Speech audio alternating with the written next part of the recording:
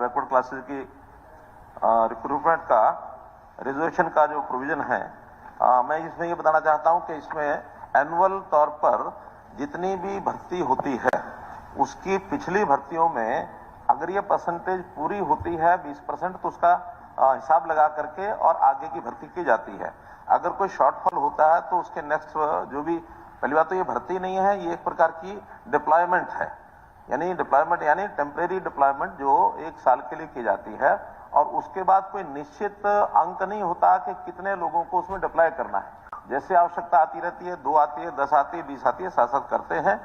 अगर पिछले में 20% अथवा 27% जो बैकवर्ड क्लास की है और शेड्यूल कास्ट की 20% से कम रहती है तो फिर उसको एडजस्ट करते हैं। अगर उसमें पहले से पर्याप्त है तो फिर नॉर्मल भर्ती हो जाती है, अगली भर्ती में उसको फिर पूरा करते हैं। आज की स्थिति में BCA 16% की आवश्यकता होती है, 15.64% इस समय जो नई भर्ती हुई है वो इसके अंदर उपस्थित है। नई भर्ती में 0.36 इसको पूरा कर दिया जाएगा। ऐसे ही BCB में 11% की आवश्यकता होती है, वहां 11.4 पहले से है। देखा जाए तो दोनों टोटल मिलाकर के 27.04 ये पहले से इसके अंदर इसका प्रावधान किया हुआ है। इसी प्रकार SC में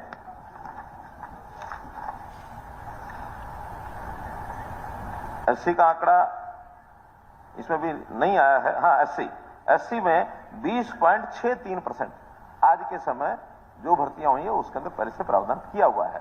तो इसलिए इसका कोई अलग से प्रोविजन करने की आवश्यकता इसलिए नहीं है कि अगर हम मान लो इसका कोई नोटिफाइड इस प्रकार का कोई प्रोविजन करते हैं तो फिर हर भर्ती में अलग अलग करने के बाद उसकी भर्तियां संभव ही नहीं हो पाती हैं। एश्योरेंस यही है कि हर समय इसको पैरेलली देख करके उसको 20% और 27% दे दिया जाता है। एक लाइन आई है कि राज्य स्तर पर रोजगार की भूमिका में नियुक्ति आरक्षण श्रेणी के उम्मीदवारों की कुल संख्या आरक्षण की अधिकतम सीमा से अधिक नहीं होनी चाहिए। मैं आपको ये बताना चाहूंगा कि अध्यक्ष जी, जो 50% जिस पे आरक्षण नहीं है उसमें हमेशा मेरिट से होता है।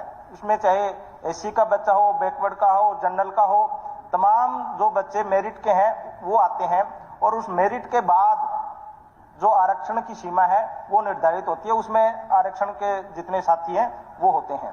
तो इसके अंदर जो संविधान की जो मूल भावना है वही उसका हम पालन नहीं कर पा रहे। दूसरा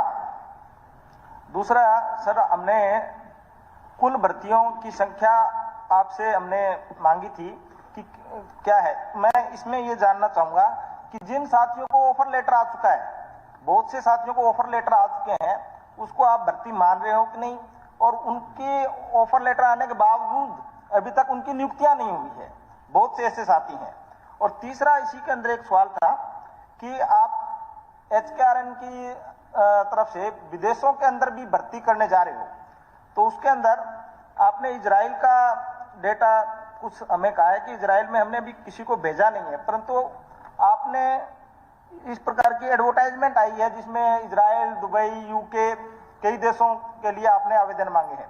तो उसमें भी आपकी जो गाइडलाइंस क्या है प्रॉपर तरीके से अभी ना नौजवानों को पता है कि उसको आप गवर्नमेंट सेक्टर में भेज रहे हो या प्राइवेट सेक्टर में भेज रहे हो, और उनको तनख्वाह कौन देगा, पे कौन देगा, प्राइवेट सेक्टर देगा, तो फिर आपकी क्या लायबिलिटी है।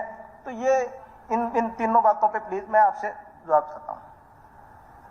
अध्यक्ष महोदय, जहां तक सरकारी डिप्लॉयमेंट के अलावा बाकी चीजों का भी हमने इसमें ओपन किया है, क्योंकि ये एक फैसिलिटेटिंग एक कौशल रोजगार निगम है कि अगर प्राइवेट को भी चाहिए तो वो यहाँ से सुविधा ले सकता है, हमको बता सकता है कि हमको इतने लोग चाहिए। हमारे पास जो डाटा है, जो रजिस्टर्ड डाटा है, उसमें से हम ऑफर करते हैं। ऑफर लेटर होता है वो बाद में रखने का काम, न रखने का काम ये संबंधित संस्थान का होता है।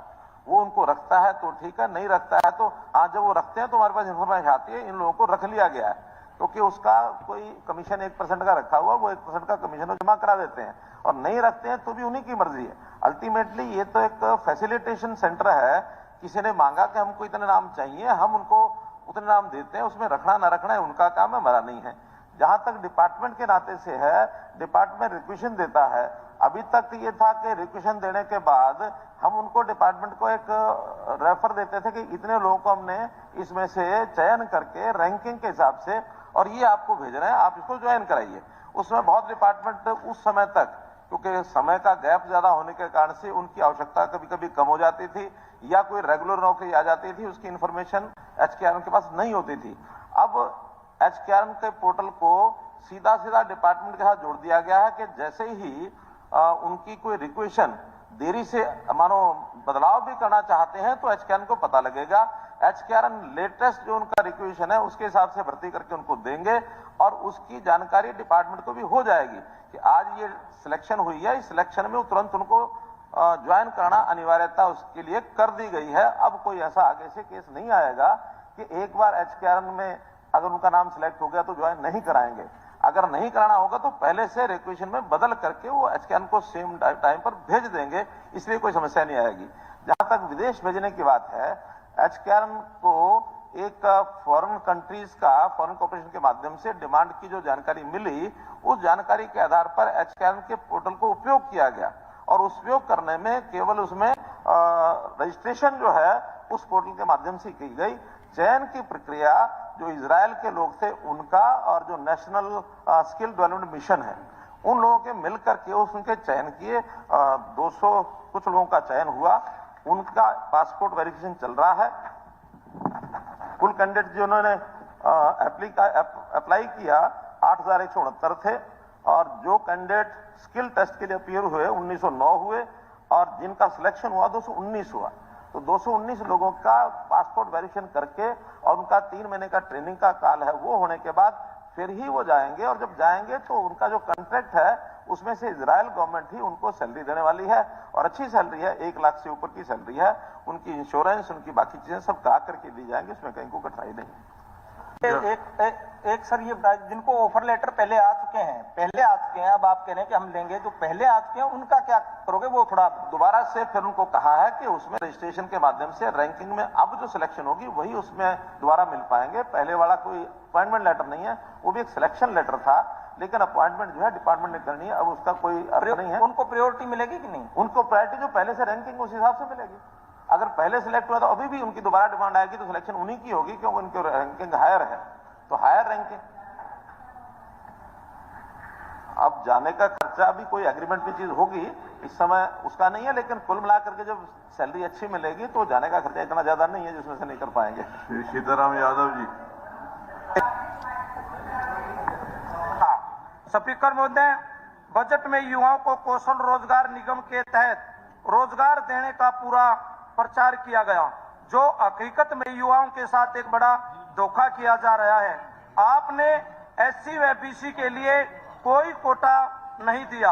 इससे लगता है कि हरियाणा गठबंधन की सरकार दलित, मजदूर व गरीब युवा का बिल्कुल भला नहीं करना चाहती, गरीबों का शोषण किया जा रहा है। इस बजट में अनुसूचित जाति व पिछड़े वर्ग की नई चौपाले व वेंकट हाल व बारात घर वो किया गया है सरकार द्वारा।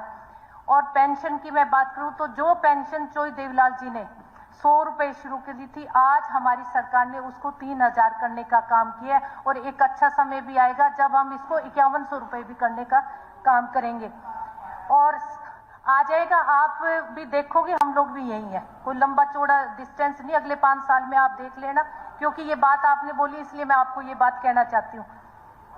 युद्ध शहीद परिवारों